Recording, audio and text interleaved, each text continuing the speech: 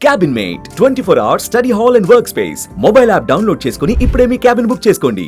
ఒక senior journalist అయ్యుండి కూడా అమరావతిని దేవతల రాజధాని కాదు, అక్కడంతా కూడా వ్యభిచారులు వేశ్యలు నిలయంగా మారిపోయింది అని చెప్పేసి కామెంట్ చేశారు. అది కూడా పబ్లిక్ డొమైన్లో, అంటే అందరూ చూస్తూ ఉండగా పబ్లిక్గా ఆయన మాట్లాడారు ఒక ఛానల్లో.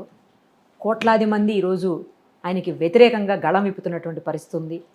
అమరావతిని అందరూ పవిత్రంగా చూస్తారు, అలాంటి అమరావతి గురించి ఇంత దారుణంగా మాట్లాడడం ఏంటి అని ప్రతి ఒక్కరూ కూడా బాధపడుతున్న సందర్భం.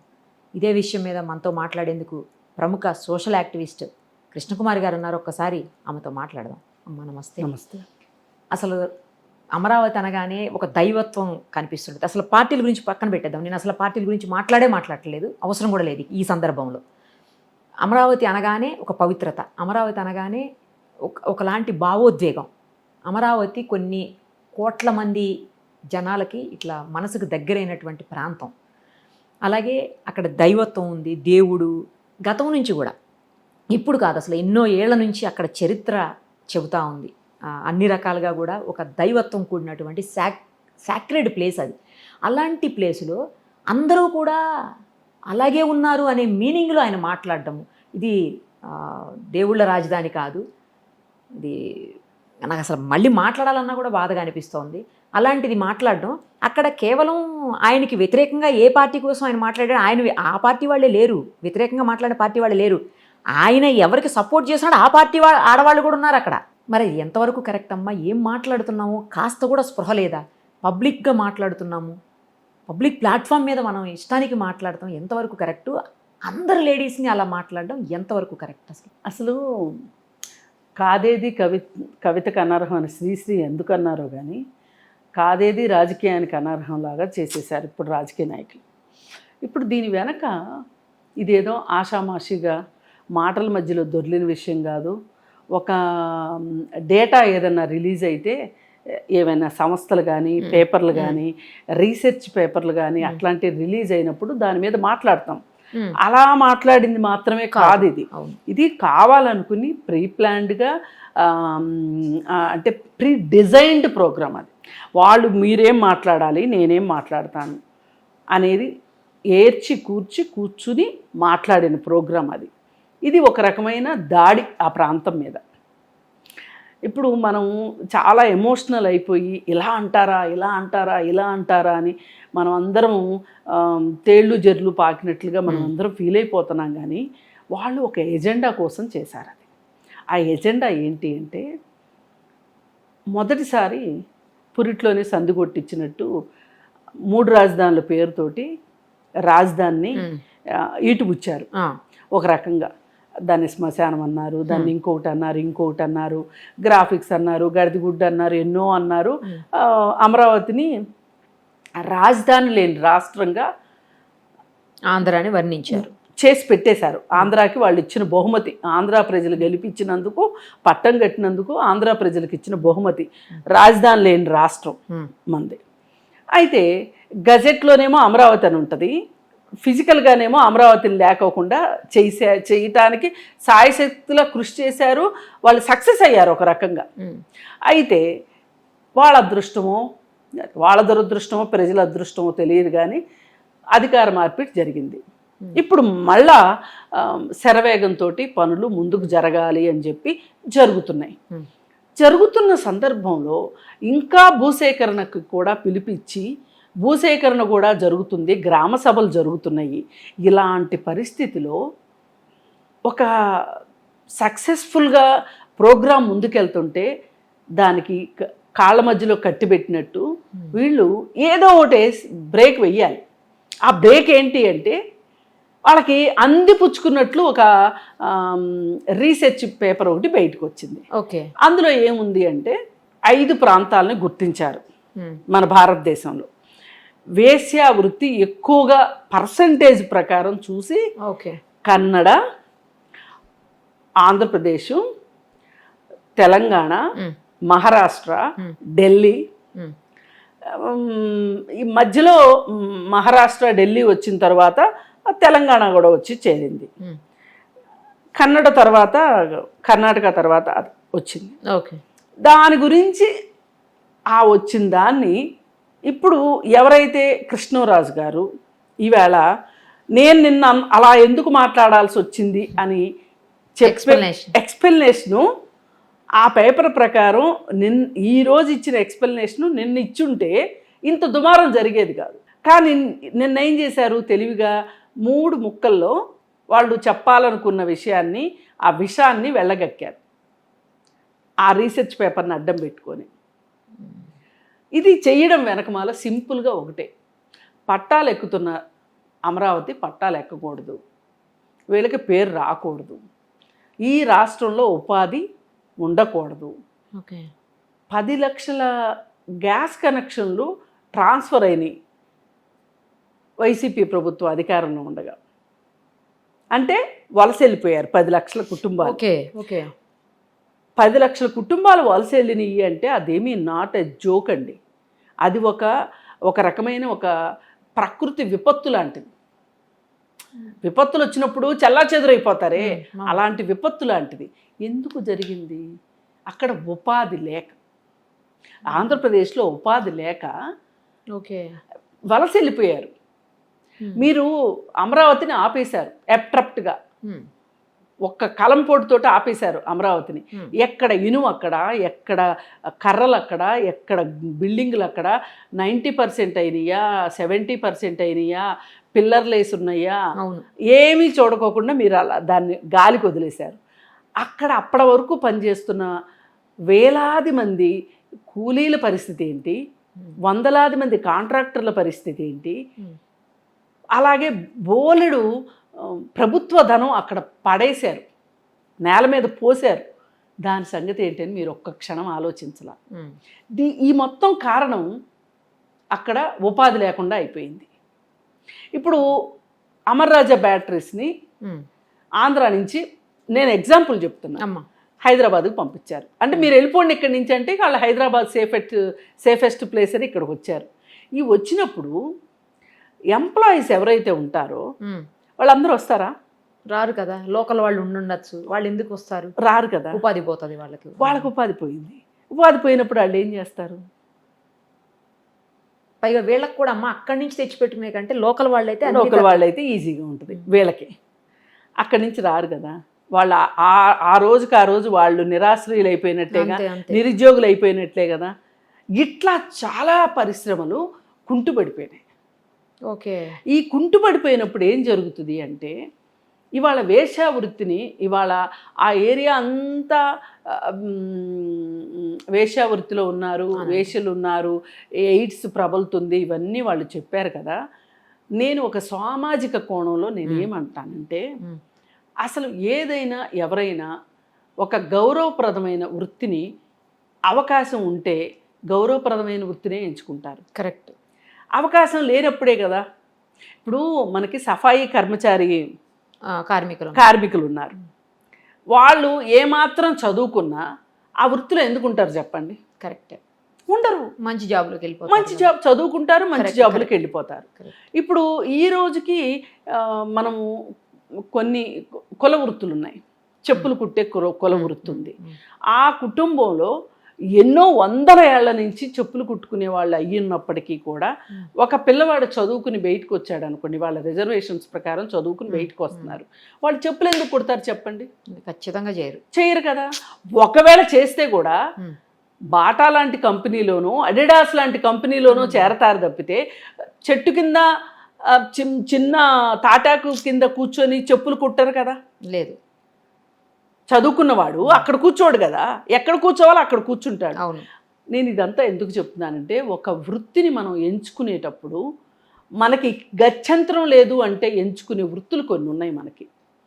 ఇంకింతకంటే మనకు అవకాశం లేదు అనుకుంటే అందులో వేశ్యా వృత్తి కూడా ఒకటి. మిగతా వృత్తుల సంగతి తర్వాత మాట్లాడదాం. వేశ్యా వృత్తి ఇంకింతకంటే నాకు గత్యంతరం లేదు అనుకుంటేనే వేశ్యా వృత్తిని స్వీకరిస్తారు.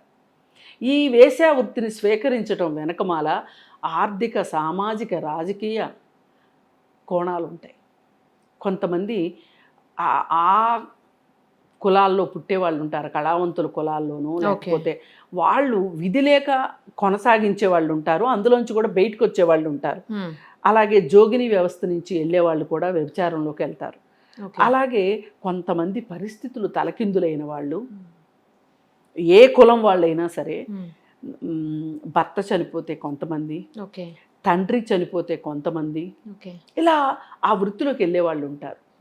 ఈ రోజుకి మీరు ఆ వృత్తిలో ఉన్న వాళ్ళని ఇంటర్వ్యూ చేస్తే వాళ్ళు చెప్పేది ఏంటి అంటే, నేను ఈ వృత్తిలో ఉన్నానని నా పిల్లలకు తెలియదు, నా పిల్లలు ఎక్కడో చదువుకుంటున్నారు, వాళ్ళకి నా జీవితకాలంలో నేను చెప్పదలుచుకోలేదు, నేను చదివిస్తా వాళ్ళని, వాళ్ళు ఖచ్చితంగా ఈ వృత్తిలోకి రాకోకుండా, వాళ్ళకి ఉపాధి లేకోకుండా చెయ్యకూడదు అని నా జీవితాన్ని నేను నా ఒళ్ళుని హోనం చేసుకుంటున్నాను, ప్రతి క్షణం చచ్చిపోతున్నాను నేను, కానీ వాళ్ళకి వెలుగునిస్తాను అని మాట్లాడే తల్లులు బోళ్ళు మంది ఉన్నారు. ఇది పరిస్థితి, వేశ్యావృత్తి యొక్క పరిస్థితి నేను చెప్తున్నా. ఒక్కవేళ ఆ ఏరియాలో వేశ్యావృత్తి ఉంది అని రికార్డులు చెప్పాయి అనుకోండి, దానికి కారణం ఏమంటానో తెలుసా అండి? గత 5 సంవత్సరాలుగా అక్కడ మీరు చేసిన రాజకీయ వికృత క్రీడ ఫలితమే అదే అని చెప్తా. ఇంకో మాట కూడా చెప్తా. 2 years బ్యాక్ ఆంధ్రప్రదేశ్లో మహిళలు తాము ఒక వృత్తిని ఎంచుకోవాలి అని అనుకుంటే గనక మొదటి ప్రాధాన్యతనిస్తుంది వేశ్యా వృత్తిని అని చెప్పి ఒక కథనం వచ్చింది. వస్తే ఇది నేను ఒక డిబేట్లో మాట్లాడా. అది కూడా రీసెర్చ్ పేపరే. మాట్లాడితే నా పక్కన జ్యోత్స్న గారు ఉన్నారు ఒక పక్క, నేను సోషల్ యాక్టివిస్ట్గా వెళ్ళాను, ఆమె వాళ్ళ పార్టీ ప్రతినిధిగా వచ్చింది. ఇటు పక్క నాకు రైట్ సైడ్ వైసీపీ అధికార ప్రతినిధి ఉన్నారు. నేను ఈ మాట అనగానే ఆయన అసలు అగ్గి మీద గుగ్గిలమైపోయి, మీరు మహిళలేనా, అసలు మీకు సిగ్గు ఏమి అనిపించట్లేదా, మీరు ఎలా అంటారు, మహిళల్ని గౌరవానికి మీరు భంగం కలిగిస్తున్నారు, ఒక మహిళ అయ్యుండి మీరు ఒక మహిళల గౌరవాన్ని దెబ్బతీస్తారా అని మాట్లాడాడు నన్ను. మరి పోనీ అదే కరెక్ట్ అనుకుందాం, ఇప్పుడు మీరు ఎందుకు మాట్లాడారు మీ ప్లాట్ఫామ్లో?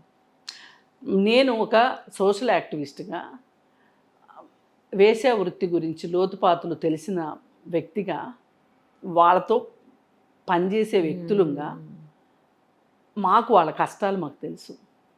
వాళ్ళ పునరావాసం చేస్తామని ప్రభుత్వాలు కళ్ళబొల్లి కబుర్లు చెప్పి పోలీసులు ఎలా వాళ్ళని వేధిస్తారో, వేధించుకు తింటారో, జైళ్ళల్లో వాళ్ళ పరిస్థితి ఎలా ఉంటుందో, కోర్టులలో వాళ్ళ పరిస్థితి ఎలా ఉంటుందో, ఒక బెయిల్ ఇచ్చేవాళ్ళు లేక అండర్ ఖైదీలుగా జైళ్ళల్లో ఎలా మగ్గిపోతారో ఈ వ్యభిచారులు, అర్ధరాత్రి రోడ్డు పక్కన పోలీసులు పట్టుకు కొడతారు, మామూలు ఇవ్వకపోతే వాళ్ళని పోలీస్ స్టేషన్కి తీసుకెళ్తారు, పోలీస్ స్టేషన్ నుంచి కోర్టులో సబ్మిట్ చేసి జైలుకి పంపిస్తారు. ఇది వాళ్ళ అంటే నేను ఎందుకు చెప్తున్నానంటే, ఇంత కష్టమైన వృత్తిని మహిళలు ఎంచుకోవాల్సిన పరిస్థితిలోకి నెట్టింది ఎవరు? మీరు కాదా? రాత్రికి రాత్రి వేసలు పుట్టుకొస్తారా? రాత్రికి రాత్రి వ్యభిచారం పుట్టుకొస్తుందా? కాదు కదా. ఇక్కడ మీరు అసలు ఎవరిని అవమానించదలుచుకున్నారు? ఇప్పుడు ఆ చుట్టుపక్కల చాలామంది మగవాళ్ళు కూడా ఉంటారు. అభిమానము, ఆత్మాభిమానము ఆడవాళ్ళకే కాదు మగవాళ్ళకి కూడా ఉంటుంది. ఇప్పుడు ఆ ఏరియా మగవాళ్ళని విటులను చేసేసారుగా మీరు. ఇప్పుడు విటులు లేకోకుండా వ్యభిచారులు ఉండరుగా. ఎందుకు చేసినట్టు అసలు మీరు? ఒక్కటే మీ ఉద్దేశం. ఈరోజు కూడా గ్రామ సభలు జరుగుతున్నాయి, ప్రశాంతంగా జరుగుతున్నాయి. వాళ్ళు ల్యాండ్ ఇస్తున్నారు చంద్రబాబు నాయుడు గారిని నమ్మి. ఇదంతా సజావుగా జరగటానికి వీల్లేదు. ఆ మధ్యకాలంలో మీరు ఒక చోట ఎక్కడో భూసేకరణ కోసం అని చెప్పి ఇలాంటి పద్ధతిలోనే భూమి కోసం వైజాగ్ ఏరియాలో ట్రై చేశారు. 1 ఎకరం ఇవ్వలా వీళ్ళ మొహాలు చూసి. కానీ చంద్రబాబు నాయుడు చూస్తే ఎందుకు ఇస్తున్నారు అని అక్కసు. అమరావతి ఆడవాళ్ళ మీద, మహిళా రైతుల మీద కోపం. వాళ్ళని ఎన్ని మాటలు అన్నారో మనందరికీ తెలిసిందే. కూకట్పల్లి ఆంటీలు అన్నారా, పెయిడ్ ఆర్టిస్టులు అన్నారా, ఇంకొకటి అన్నారా, వీళ్ళకి బంగారాలు ఎక్కడి నుంచి వచ్చినాయి, పట్టు చీరలు ఎక్కడి నుంచి వచ్చినాయి అని ఎన్ని నానా రకాలుగా వాళ్ళని ఇళ్లల్లో నుంచి వాళ్ళు బయటకు వచ్చి ఉద్యమంలోకి వస్తే మళ్ళీ ఉద్యమంలో నుంచి ఇళ్లకు పంపించడానికి చాలా ప్రయత్నాలు చేశారు. ఏ పప్పులు ఉడకలేదు. ఉద్యమం సక్సెస్ అయ్యింది. ఈ ఆడవాళ్ళ దీవెనలో అదే ఆడవాళ్ళ ఆకాంక్షలే ఒక రకంగా అక్కడ ప్రభుత్వాన్ని మార్చినాయి అని నేను అనుకుంటున్నాను. ఇప్పుడు వీళ్ళకేంటి, ప్రభుత్వం మారింది, వీళ్ళు సజావుగా అమరావతి కట్టేసేస్తే మళ్ళీ మనకి అధికారం రాదు. అందుకోసం అని చెప్పి ఒక నీచమైన విషయాన్ని పట్టుకొని, అంటే నేను విషయం నీచమని నేను అనట్లా, లేనిపోంది ఆపాదించాల్సిన అవసరం ఏంటి? ఇప్పుడు సొసైటీలో ఈ రోజుకి వేశ్యావృత్తి అంటే ఒక ట్యాబు ఉంది. ఇప్పుడు ఒక సాఫ్ట్వేర్ ఇంజనీర్ వచ్చి, మహిళ వచ్చి రోడ్డుపై నుంచొని నేను ప్రౌడ్గా చెప్పుకుంటున్నాను, నేను ఒక సాఫ్ట్వేర్ ఎంప్లాయీని అని చెప్పుకుంటుంది. ఒక వేసి చెప్పుకోగలదా అండి? అంటే మన సొసైటీ యాక్సెప్ట్ చేయట్లేదనే కదా. అంటే ఇప్పుడు వీళ్ళు చెప్పదలుచుకుంది ఏంటి? సొసైటీలో యాక్సెప్టెన్స్ లేని విషయాన్ని తీసుకొని వచ్చి ఆ ప్రాంతానికి ఆపాదించి ఆ ప్రాంతాన్ని మంచి ప్రదేశం కాదు అని చెప్పాలి అని. అంటే వీళ్ళు ఎన్నుకున్న అంటే విధానం ఉంది చూసారా, ఎంచుకున్న పద్ధతి ఉంది చూసారా, ఎంత జగుప్స కలిగించే విషయం. ఇది మామూలు విషయం కాదు. అదేమంటే ఇప్పుడు వాళ్ళు అంటున్నారు మేము ఒకసారి అంటే వీళ్ళు 100 సార్లు అనేస్తున్నారు అని. అరే, అనడానికి ఆస్కారం ఇచ్చింది మీరే కదా. అసలు ఎందుకన్నారు? అసలు అనాల్సిన అవసరం ఏంటి? ఇప్పుడు అనాల్సిన అవసరం ఏంటి? పైగా ఇవాళ ఏ వివరణ అయితే కృష్ణంరాజు గారు ఇచ్చారో ఈ వివరణ ప్రకారం సమస్య ఉంది ఇక్కడ, ఈ సమస్యని పరిష్కారం చెయ్యాలి, దానికి ప్రతిపక్షంగా మేము మీకు సహకరిస్తాము అని ఈ సమస్యని అసెంబ్లీలో లేవనెత్తండి. ఎవరు తప్పు పడతారు చెప్పండి? మీరు అసెంబ్లీలో మాట్లాడాల్సింది మీడియా హౌసుల్లో మాట్లాడడం ఏంటి? మీడియా హౌసుల్లో మాట్లాడాల్సిందేమో అసెంబ్లీలో మాట్లాడాల్సింది మీడియా హౌసుల్లో మాట్లాడితే మీ దొరవారు ఏం చేస్తున్నారు? దొంగలాగా ఎక్కడ దాక్కున్నాడు? ఇదే సమస్య. రేపు అసెంబ్లీ సమావేశాల్లో మాట్లాడి ఉంటే చంద్రబాబు నాయుడు గారు ఏం చెప్పేవాడు? సమాధానం చెప్పాల్సిందేగా ఆయన సమాధానం. ఎస్ ఉందనో లేదు ఇది అబద్ధం అన్నో ఉండి దీన్ని మనం పరిష్కారం చేయటానికి ఏం చేస్తాము అనే ఒక సమాధానం అయితే చెప్పాల్సిందే. కొత్తగా వచ్చిన సమస్య కాదు, ఎప్పటి నుంచో ఉంది సమస్య, దాన్ని సాల్వ్ చేస్తామని ఏదో చెప్పేవాళ్ళుగా. అవును. అసలు మీరు అసెంబ్లీని ఉపయోగించుకోకుండా మీడియా హౌస్ను ఉపయోగించుకోవడం ఏంటి? అదే మరి కుక్క పని కుక్క చేయాలి, గాడిద పని గాడిద చేయాలని చెప్పేది. మీరు అటు ఇటు కాకోకుండా కుక్కలకి గాడిదలకి కాకుండా సంకరజాతిలాగా తయారయ్యారనిపిస్తుంది చూస్తుంటే. అంటే కొన్ని మాటలు మాట్లాడడానికి మనకు కూడా కొంచెం మనస్కరించదు. కానీ కొన్నిసార్లు ఏంటండి పాపం ప్రేమగా చూసుకునే ఎద్దుని ముళ్ళుగారితో ఎందుకండి పొడుస్తారు అంటే, మరి కొన్నిసార్లు పొడవుందే ముందుకెళ్ళదని. అలాగే 6 సంవత్సరాలు జగన్మోహన్ రెడ్డి ముఖ్యమంత్రి అయ్యి ఈ రోజుకి 5 సంవత్సరాలు వాళ్ళ పాలన, 1 సంవత్సరం వీళ్ళ పాలన. ఈ 6 ఏళ్ల కాలంలో మీరు చేసిన పనులకి ప్రతిఫలమే ఈ వృత్తి పెరగడమేమో. మీరు వచ్చాకే ఈ వృత్తి మొదలైందని మట్టుకు నేను అనను. ఇది ఈ రోజుది కాదు, ఇది ఒక సామాజిక సమస్య. ఈ సామాజిక సమస్యని రూపుమాపటానికి ఒక రకంగా అది దానివల్ల ఎయిడ్స్ వచ్చే మాట వాస్తవం. ఎయిడ్స్ ఒక్కటేంటి, చాలా డిసీజెస్ వస్తాయి. ఒక ఎయిడ్స్ అని ఎందుకు అనాలి? చాలా డిసీజెస్ వస్తాయి. కానీ అసలు వేశ్యావృత్తి ఇక్కడ ఎక్కువ ఉంది, ఇక్కడ ఎయిడ్స్ ఉండటానికి కారణం వేశ్యావృత్తి అని మాట్లాడితే కలకత్తాలో ఎక్కువ రావాలి, సోనాగంజి అవి ఉన్నాయి, రెడ్ లైట్ ఏరియాలు ఉన్నాయి, అక్కడ కదా రావాలి. అసలు ఇక్కడంత పేరెన్నికగన్న ప్రాంతం ఎక్కడుందండి? ఒకప్పుడు ఎప్పుడో చిలకలూరుపేట గురించి చెప్పుకునేవాళ్ళు, కానీ ఇది వేరు అది వేరు కదా. ఇప్పుడు అమరావతి కదా ఇది. నేను అంటున్నా. ఓకే, ఇప్పుడు పెద్దాపురం గురించి చెప్పుకునేవాళ్ళు గోదావరి జిల్లాలో. అంతేగాని అసలు అమరావతి ప్రాంతాన్ని ఎప్పుడు ఇలా ఇలాంటి మాట వినలేదు. ఫస్ట్ టైం వింటున్నాం. ఇప్పుడు టౌన్లలో లాడ్జీల దగ్గర జరుగుతాయని మాట్లాడుకోవటం వింటాం. ఇప్పుడు మనం అసలు మన గురించి మనం గొప్పలు చెప్పుకుంటానికి అసలు ఇట్లాంటివి ఏమీ లేవండి, మొత్తం క్లీన్ చిట్ అండి అని చెప్పడానికి కూర్చోలే. నేను ఇక్కడ ఉన్నది వేశ్యావృత్తి ఉన్నది, విటుడి సమస్య పరిష్కారంగా అందే. కానీ అమ్మ ఇప్పుడు అది లీగలైజ్ అయినట్టుంది కదా. అసలు లీగలైజ్ కూడా కాలేదు. కానీ వాళ్ళని మీరు వాళ్ళకి హక్కులు ఉన్నాయి, పిలవకూడదు అని విన్నాను. వాళ్ళకే హక్కులు ఉన్నాయి. వాళ్ళని మీరు తక్కువగా చూడడానికి కుదరదు అని మాత్రం కోర్టులు చెప్తున్నాయి. వాళ్ళని అవహేళన చేయటానికి కానీ, సామాజికంగా వాళ్ళని బహిష్కరించాలని కానీ, ఇట్లా మాట్లాడకూడదు అని చెప్పి కోర్టులు చెప్తున్నాయి. ఆ రకంగా చూసినా వాళ్ళిద్దరు ఇప్పుడు శిక్షార్హులు.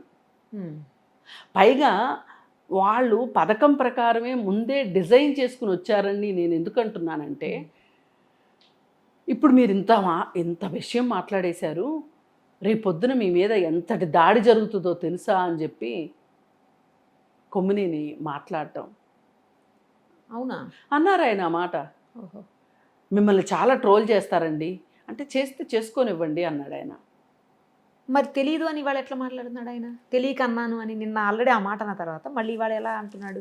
అదే నేను అంటున్నా, వాళ్ళు తెలియక అనలేదు. దానికంటే ముందు వీళ్ళు ఇచ్చిన హామీలు నెరవేర్చలేదనే పాయింట్ కూడా ఉందమ్మా. దాంట్లో నుంచి దీంట్లోకి వెళ్ళి స్పెషల్గా ఇదేమి అంటే రికార్డ్స్ ఉన్నాయి, లేకపోతే కొత్తగా ఏదో నివేదిక వచ్చింది అంటున్నారు కదా, ఆ నివేదిక గురించి ఏం స్పెషల్గా చెప్పలా నిన్న. ఈవేళ చెప్తున్నారు, మరి ఈవేళ చెప్తున్నారు ఆ మాట. అంటే ఇప్పుడు తప్పుకోవాలి కదా.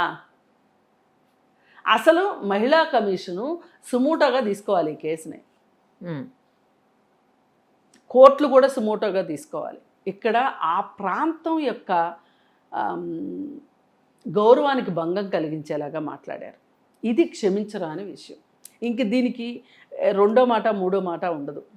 ఎక్స్ప్లెనేషన్లు కూడా అవసరం లేదు అవతల వాళ్ళ నుంచి. అస్సలు అవసరం లేదు. మీకు ఎక్స్క్యూజే లేదు. మీరు చాలా అమానవీయంగా మాట్లాడారు. పైగా ఇంకొకటి ఏంటంటే, ఏ మాట అంటే ఒక మనిషి సిగ్గుతో చస్తాడో ఆ మాట అని వీళ్ళు ఒక రకంగా వికృతానందం పొందాలని అనుకున్నారు. మరి ఇప్పుడు పోయినసారి ఎప్పుడో భారతి గారిని ఏదో అన్నారు అని చెప్పి వాసిరెడ్డి పద్మ గారు ఉన్నప్పుడు మహిళా కమిషన్ చైర్పర్సన్, ఓకే, ఆవిడ అసలు చాలా హడావుడి చేసేసింది. బహుశా ఆవిడ 5 ఏళ్లలో నోరు తెరిచింది ఆ ఒక్క విషయానికి అని అనుకుంటారు. భారతి గారిని ఏదో అన్నారని చెప్పి. అప్పుడు వంగల్పూడి అనిత వెళ్ళారు, ఇప్పుడు హోమ్ మినిస్టర్. అక్కడ ఒక మీటింగ్, ఐలాపురంలోనే ఎక్కడో ఒక మీటింగ్ పెట్టి నేషనల్ జాతీయ మహిళా కమిషన్ పిలిచి మాట్లాడుతున్న సందర్భంలో ఈవిడ వెళ్ళి, మరి నిన్ను అన్నారు కదా నా సంగతి ఏంటి అంటే, ఆవిడని అక్కడి నుంచి తరిమి కొట్టారు. ఓకే, అంటే ఇప్పుడు వాళ్ళ దృష్టిలో భారతి గారు ఒక్కళ్ళే మహిళ ఆ రాష్ట్రంలో. ఆవిడ గౌరవానికి అగౌరవం కలిగితేనే బాధ మాకు. మరి ఇప్పుడు కూడా ఆమె అసలు ఆ పత్రికాధిపతి, ఆమె ఏం చెప్తారు సమాధానం చెప్పాలిగా. అందుకని దీని వెనక మీరు రాజకీయం గురించి నేను మాట్లాడట్లేదు అని మీరు అన్నారే కానీ వాళ్ళు చేసిన మటుకు రాజకీయ దురుద్దేశంతో. ఇప్పుడు మాలాంటి సామాజిక కార్యకర్తలు కూడా మేము సాధ్యమైనంత వరకు రాజకీయాలు మాట్లాడుకోకుండా సమస్యల గురించి మాట్లాడాలనుకుంటాం. కానీ సమస్యల్ని రాజకీయాలని విడివిడిగా చూడలేము.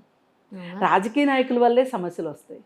ఒకవేళ వేసే వృత్తి ఉందండి, మహిళకి వేసే వృత్తి తీసుకోవాల్సిన అగత్యమే ఏర్పడింది అండి. దానికి కారణం ప్రభుత్వాలు కాదా? ఏ ప్రభుత్వం అయినా కానివ్వండి. ఇప్పుడు కొన్ని చోట్ల దుబాయ్ వెళ్ళిపోయే వాళ్ళు ఉంటారు, భర్తలు దుబాయ్ వెళ్ళే వాళ్ళు ఉంటారు, భార్యలు దుబాయ్ వెళ్ళే వాళ్ళు కూడా ఉంటారు. అక్కడ కూడా వేసే వృత్తి ఉంటుంది. ఓకే, ఇప్పుడు రాయచోటి ఆ ప్రాంతాలు ఉన్నాయి, కొన్ని ప్రాంతాలు రాయలసీమలో. ఇప్పుడు సిద్దిపేట ఉంది. సిద్దిపేటలో ఎంత హ్యూమన్ ట్రాఫికింగ్ జరుగుతుందో తెలుసా అండి? ఏంటి రీజన్ అంటే, సిద్దిపేట ఆ చుట్టుపక్కల ఏరియాల నుంచి చాలా ఎక్కువ మంది దుబాయ్కి వెళ్తారు. ఓకే, గోదావరి జిల్లాలో కూడా ఉంది ఈ సమస్య, వేశ్యావృత్తి. ఏంటి రీజన్ అంటే, చాలామంది ఆడవాళ్ళు దుబాయ్కి వెళ్తారు. అక్కడ పిల్లల్ని ఆ భర్తని ఇక్కడ వదిలిపెట్టి, ఎందుకంటే అక్కడ ఆడవాళ్ళకి పని ఎక్కువ దొరుకుతుంది, ఇళ్లల్లో పని మనుషులుగా వెళ్తారు. ఆ వెళ్ళినప్పుడు ఆ భర్తలు వేసేల దగ్గరికి వెళ్తారు. అలాగే ఈ భర్తలు వెళ్ళిన తరువాత భార్యల్ని పట్టించుకోకపోతే అక్కడ భర్తలకి ఉపాధి కోల్పోయో లేకపోతే ఏదన్నా అయ్యో ఇంకక్కడ చిక్కుకుపోతేనో ఆ భార్యలకి అర్ధరాత్రి ఆ క్షణానికి ఆ క్షణం ఉపాధి ఎక్కడ దొరుకుతుందండి స్త్రీలకి? కానీ చాలామంది చెప్తారు వీళ్ళు ఒళ్ళు బలిసి చేస్తారు, ఫ్యాషన్ల కోసం చేస్తారు, ఎక్కువ డబ్బుల కోసం చేస్తారు అని. కానీ వాళ్ళు అనుకునేది కూడా ఒక 10% కరెక్టే, కానీ 90% హ్యూమన్ ట్రాఫికింగ్ వల్ల మోసపోయి వేశ్యా వృత్తిలోకి వెళ్తారు. లేదు అనుకుంటే పరిస్థితులు అనుకూలించక ఆర్థిక అవసరాల కోసం వేశ్యా వృత్తిలోకి వెళ్తారు తప్పితే అది ఒక ఫ్యాషన్ లాగా సినిమా ఇండస్ట్రీకి వెళ్ళినట్లు వేశ్యా వృత్తిలోకి వెళ్ళరు. మీరు సామాజికవేత్తగా దగ్గరగా చూస్తారు కదా అందరినీ, వాళ్ళ సమస్యల పట్ల మీ దృష్టి సారిస్తారు కాబట్టి మీకు అర్థమవుతుంది. మరి ఎలాంటప్పుడు ఈ ఏరియాలో వేశ్యా వృత్తి ఉంది, మీరు చెప్పిందే కరెక్ట్ అనుకుందాం, మీ ప్రభుత్వం వైఫల్యం ఎందుకు అసలు? అది మీ ప్రభుత్వం వైఫల్యమే కదా. పైగా డాక్టర్స్ కూడా ఒక మాట చెప్తారు, ఒక మనిషికి ఈ రోజుకి క్యాన్సర్ డిటెక్ట్ కాదు, అది పుట్టడానికి 5 సంవత్సరాలు 6 సంవత్సరాలు 7 సంవత్సరాలు క్రితం నుంచి దానికి బీజం పడుతుంది. అట్లాగే ఈ మీ ప్రభుత్వం ఉన్నప్పుడే మొదలైందేమో అసలు ఇది అని నేను అన్నాను అనుకోండి, ఒప్పుకుంటారా మీరు? కానీ సమస్యలు తెలిసిన నేను, ఒక సామాజిక కోణం నుంచి ఆలోచించే నేను అలా మాట్లాడను. ఎందుకంటే వేశ్యా వృత్తి మానవుడు అంత పురాతనమైంది వేశ్యా వృత్తి. ఓకే, ఈ రోజుకి మనం మనిషి పుట్టినప్పటి నుంచి ఉంది ఇది. రూపాలు మార్చుకుంటూ వచ్చింది. రైట్ ఓకే, అంతే. ఎక్కడైతే ఆర్థికంగా ఇబ్బందులు ఉంటాయో, ఓకే, ఉపాధి కరువు అవుతుందో, కుటుంబం ఆ భారం అయిపోతుందో, కుటుంబం ఆర్థిక ఇబ్బందుల్లోకి వెళ్తుందో, మీరు ఒక 30 సంవత్సరాల క్రితం 30 సంవత్సరాలు కాదు, ఇంకా చాలా పాత సినిమాలో, ఒక సినిమాలో తండ్రి పట్టణానికి వెళ్తాడు, ఓకే, పల్లెటూరు నుంచి వెళ్తే ఫ్రెండ్ ఎవరో ప్రోద్బలం చేసి వేశ్యా గృహానికి తీసుకెళ్తాడు. పరిస్థితులు బాగాలేదు, కొంచెం మనశ్శాంతిగా ఉంటుంది అని చెప్పి తీసుకెళ్తారు. ఆయన కూతురే ఉంటుంది అక్కడ, గుమ్మడి వెళ్తాడు, కూతురు ఉంటుంది. అంటే మనకి ఆర్థిక కారణాలకి ఇನ್ನು వేశ్యా వృత్తికి ఎంత దగ్గర సంబంధం ఉందో, అవినాభావ సంబంధం ఉందో అర్థమవుతుంది కదా. అందుకని మీరు ఈ సమస్యని కేవలం ఇదేదో రాజకీయ నాయకులు క్రీడ కోసం మాట్లాడిన దానిగాను కొట్టిపారేయాల్సిన అవసరం లేదు. రాజకీయ నాయకులు ఈ విషయాన్ని వాడుకుంటే మట్టుకు వాళ్ళని వదలకూడదు. ఇది ఒక సామాజిక సమస్య. దీన్ని రూపుమాపటానికి అందరం తల ఒక చేయి వేయాల్సిందే. పైగా అక్కడ 150 NGOలు పనిచేస్తున్నాయని చెప్పాడు ఆయన. ఓకే, అది మట్టుకు శుద్ధ అబద్ధమని నేను అనుకుంటున్నాను. 150 NGOలు మీకు తెలియకుండా ఉంటాయా? అక్కడున్న ప్రాంతం ఎంత? అవును కదా, నిజమే. ఏరియా కూడా చిన్నది. అనంతపూర్లో ఉన్న ఎక్కువ NGOలు. ఓహో, కరువు ప్రాంతాల్లో NGOలు ఉంటాయి. ఓకే, ఈ ప్రాంతంలో మటుకు అంత NGOలు ఉన్నట్లుగా ఐడియా లేదు. అసలు ఆంధ్రప్రదేశ్లోనే అన్ని NGOలు రిజిస్టర్ అయి ఉన్నాయంటే కూడా నాకు ఆశ్చర్యంగా ఉంది. ఇంకా హైదరాబాద్లో ఉన్న NGOలు చాలా ఉన్నాయి NGOలు. ఆంధ్రప్రదేశ్లో అన్ని NGOలు లేవు. ఓకే, ఒకవేళ ఉంటే కూడా ఇక్కడ NGOలే అక్కడ ఆఫీసులు పెట్టుకున్నారేమో తెలియదు, కానీ అసలు అంతంత గ్రౌండ్ లెవెల్కి వెళ్ళి పనిచేస్తున్న వాళ్ళు ఉన్నారు అంటే నేను నమ్మను. అసలు ఈ రోజు అసలు ఎయిడ్స్ గురించి పెద్ద ఎవరు మాట్లాడుకోవట్లా. అవును, చాలా వరకు ఎరాడికేట్ అయ్యింది. మనుషులకు అవగాహన వచ్చింది. ఎంత చదువుకోని వాడికైనా కరెక్ట్. ఇప్పుడు మనకి ఒక యాడ్ ఉంది, గుర్తుండే ఉంటుంది మీకు, పులిరాజాకి ఎయిడ్స్ వస్తుందా అని చెప్పి. మేము శాటిలైట్ ఛానల్లో ఉన్నప్పుడు చాలా అవగాహన కార్యక్రమాలు చేసేవాళ్ళండి, పబ్లిక్ హెల్త్ డిపార్ట్మెంట్ వాళ్ళు. ఇప్పుడు అసలు లేవు ఆ కార్యక్రమాలు ఏమి కూడా. ఎందుకంటే ఆ రోజు ఆ డైలాగు ఎంత ఆలోచింపు చేసిందంటే ఎవరికి అర్థం కూడా కాల. ఏమై ఉంటుంది అని ఒక ఆసక్తిని, ఉత్కంఠతని రేకెత్తించిన తర్వాత ఒక నెల రోజుల తరువాత అవును పులిరాజాకి ఎయిడ్స్ రాదు ఎందుకంటే కండోమ్ వేసుకుంటది కాబట్టి. అలాంటి పరిస్థితిలో ఎయిడ్స్ గురించి ఎంత అవగాహన వచ్చిన తర్వాత ఇవాళ ఎయిడ్స్ గురించి అక్కడ పనిచేస్తున్న వాళ్ళు ఎవరబ్బా? నాకు అది చాలా ఆశ్చర్యంగా ఉంది అసలు. అంటే వాళ్ళు అనుకుంటున్నారేమో అమరావతి చుట్టుపక్కల ప్రాంతాల వాళ్ళు రైతులు భూములు ఇచ్చారు కాబట్టి వీళ్ళకి తగిన శాస్తి జరగాలి అంటే వీళ్ళకి ఎయిడ్స్ రావాలి అని కోరుకుంటున్నాడేమో ఆయన. పౌష్టికాహార లోపం ఉంది, అది కూడా ఇస్తున్నారని చెప్తున్నాడు. పౌష్టికాహార లోపం ఉండే పరిస్థితులు ఉన్నాయా అండి అక్కడ? అంటే పేదలు ఎవరైనా ఉంటే ఉండుండొచ్చు, వీళ్ళకే. అదే నేను అంటున్నా. అసలు అందులో ఉన్న వాళ్ళు అంత NGOలు ఎవరున్నారో ఆ లిస్ట్ పెట్టి బయట పెట్టమనండి. 145 ఎన్జిఓలు అని చెప్పారు ఆయన. 145 ఎన్జిఓలు లిస్ట్ బయట పెట్టమనండి. అవి నిజంగా పనిచేస్తున్న ఎన్జిఓలా లేకపోతే డబ్బులు కొట్టేయడానికి పెట్టుకున్న ఎన్జిఓలా ఏంటి అనేది తేలాలి ఇక్కడ. అంటే ఎవరో ఏదో అంటే ఇది అంత ఆషామాషిగా వీళ్ళు ఏదో గుడ్డగాల్చి గాల్చి ఎత్తి మీద బట్టగాల్చి మీదేసే అది కూడా ఒక రకంగా చిన్న విషయమే. ఇది వాళ్ళు చాలా పెద్ద విషయాన్ని చాలా సింపుల్గా చెప్పి హనుమంతుడి తోకకి నిప్పెట్టాము అని అనుకుంటున్నారు వాళ్ళు. పైగా ఇంకొకటి అండి, ఫైనల్గా ఇది డైవర్షన్ పాలిటిక్స్. ఓకే, ఇవాళ లిక్కర్ స్కామ్ గురించి అందరూ మాట్లాడుకుంటున్నారు. ఒక్కొక్కళ్ళు అరెస్ట్ అవుతున్నారు, గమనించే ఉంటారు. ఈ పరిస్థితుల్లో ఇంకా ఇంకా ఇంకా ఇంకా వీళ్ళు slow and steady wins the race అన్నట్లు తెలుగుదేశం ప్రభుత్వం వాళ్ళు ఒక్కొక్క స్కామ్ని నెమ్మదిగా తీస్తున్నారు ఒక్కొక్కటి బయటికి. ఓ పక్కన పరిపాలన సాగించుకుంటూ ఇంకో పక్క స్కాముల గురించి ఆలోచన చేస్తున్నారు. ఎందుకంటే మొత్తం స్కామ్లే చేసింది బయటికి తీసుకొస్తే కక్ష సాధింపు రాజకీయాలు అంటారని చెప్పి వాళ్ళు నెమ్మదిగా రెడ్ బుక్ అని వీళ్ళే మాట్లాడుతున్నారు కదా. నేనంటాను, మీరు ఇలాంటి మాటలు కానీ మాట్లాడారంటే ఇంకొక 2-3 మాటలు కనుక ఎట్లాంటివి వచ్చినాయి అంటే ప్రతి ఇంట్లోనూ రెడ్ బుక్ ఉంటుంది, గుర్తుపెట్టుకోండి. మరి వీళ్ళు అసలు సమస్యల్ని పక్కదోవ పట్టించడానికి వీళ్ళు ఈ విధంగా ఇట్లాంటి చర్చలు బయటికి తీసుకొస్తున్నారని నేను నమ్ముతున్నా. అందుకే దయచేసి రాజకీయ పార్టీల వాళ్ళు కావచ్చు, మహిళా సంఘాల వాళ్ళు కావచ్చు, ఎవరైనా సరే దీనికి ఎంత ప్రాధాన్యత ఇవ్వాలో అంత ప్రాధాన్యత ఇచ్చి మళ్ళీ మామూలు పనిలోకి పడిపోవాలి. అసలు ఇక్కడ ప్రజల సమస్యలు ఏంటి? అసలు నీకు 11 సీట్లు వచ్చాయి. 11 సీట్లు వచ్చినా 40% ఓటింగ్ శాతం ఉంది నాకని నువ్వు గర్వంగా చెప్పుకుంటున్నావు. ఇది వాస్తవం కూడా. మరి నీ 40% ఓటింగు నీకు ఓటేసిన వాళ్ళకి న్యాయం చేయడానికైనా నువ్వు అసెంబ్లీకి వెళ్ళాలి కదా. రేపు పొద్దున సమావేశాలు మొదలవగానే ఈ అంశాన్ని తీసుకొని మీరు మాట్లాడండి అసెంబ్లీలో. ఎంత గొప్పగా ఉంటుంది. ఒక సామాజిక సమస్యను బయటికి తీసుకొచ్చిన వాళ్ళు అవుతారు, సంఘ సంస్కర్తలు అవుతారు మీరు. అందుకని మళ్ళీ వాళ్ళిద్దరు మాట్లాడిన వ్యాఖ్యల్ని పూర్తిగా ఖండిస్తూ మీకు రాజకీయాలు చేయటానికి ఇలా మహిళల గురించి వాళ్ళ ఆత్మగౌరవం దెబ్బతీసేలాగా, అలాగే ఆ ఏరియాలో ఉన్న కుటుంబాల ఆత్మగౌరవాన్ని దెబ్బతీసేలాగా మాట్లాడటం మటుకు మీకు తగదు. దీనికి తగిన శిక్ష మీరు అనుభవించాలి, మూల్యం చెల్లించాలి అని కోరుకుంటాను.